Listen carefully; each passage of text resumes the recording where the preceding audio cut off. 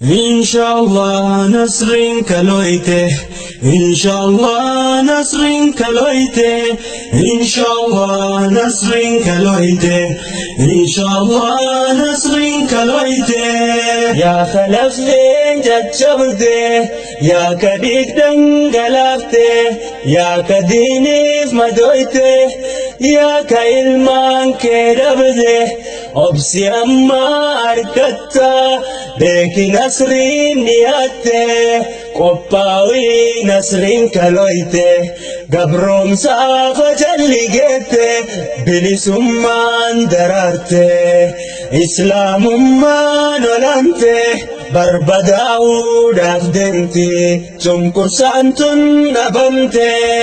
Inshallah nasrin kaloite, Inshallah nasrin kaloite. Rabbi nutti nisu badi islaamummaa, isumatu diisaa duri sarrasumaa. Jabaate cunqursaan ammaate talma namaa, isitun akeeke urgaa bilisummaa. Inshallah kaloite guyyaan mirga harkannu, guyyaan diin keenya tolee gammachuudhaan jiraannu, guyyaan gaafa jechaan hundi nurraa dhaabbatu, guyyaan ulamaan keenya diinii nu barsiifatu.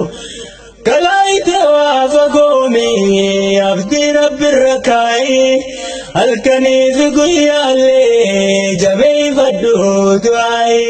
Inshallah nasrin kaloite, Inshallah nasrin kaloite.